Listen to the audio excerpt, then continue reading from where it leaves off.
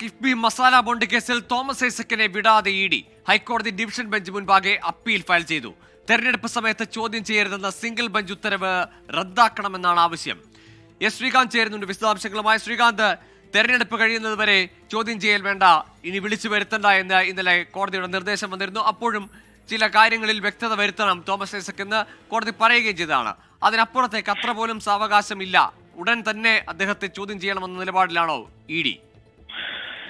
ഇന്ന് രാവിലെ തോമസ് ഐസക്കിനെ ചോദ്യം ചെയ്യുന്നത് തടഞ്ഞുകൊണ്ടുള്ള സിംഗിൾ ബെഞ്ച് ഉത്തരവിനെതിരെ ഇ ഡി അപ്പീൽ പോകും എന്ന വിവരം നമ്മൾ ബ്രേക്ക് ചെയ്തിരുന്നു. ഇതിന് തൊട്ടു പിന്നാലെയാണ് ഇന്നിപ്പോൾ വൈകുന്നേരം ഇ ഡി ഈ നീക്കവുമായി ഹൈക്കോടതിയെ സമീപിച്ചത്. ഡിവിഷൻ ബെഞ്ച് മുൻപാകെ ഇ ഡി ഇപ്പോൾ അപ്പീൽ ഫയൽ ചെയ്തിരിക്കുന്നു. സിംഗിൾ ബെഞ്ച് ഉത്തരവ് റദ്ദാക്കണം എന്നുള്ളതാണ് അവരുടെ ഒന്നാമത്തെ ആവശ്യം. രണ്ടാമത്തെ കാര്യം, ഈ തെരഞ്ഞെടുപ്പ് സമയത്ത് ചോദ്യം ചെയ്യരുത് എന്ന് സിംഗിൾ ബെഞ്ച് നിർദ്ദേശം നൽകിയിരുന്നു, അത് റദ്ദാക്കണം. ഇതും ഇ ഡിയുടെ ആവശ്യമായുണ്ട്. നാളെ ഈ കേസ് കോടതി മുമ്പാകെ എത്തും.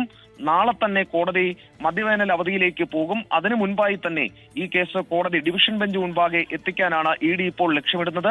തോമസ് ഐസക്കിനെ സംബന്ധിച്ചിടത്തോളം അദ്ദേഹം നിലവിൽ പത്തനംതിട്ടയിലെ സ്ഥാനാർത്ഥിയാണ്. പത്തനംതിട്ടയിൽ പ്രചാരണം നടത്തുന്നു. ആ സമയത്തിനിടയിലാണ് ഇപ്പോൾ ഈ നീക്കം ഇ ഡിയുടെ ഭാഗത്തുനിന്നും ഉണ്ടാകുന്നത്.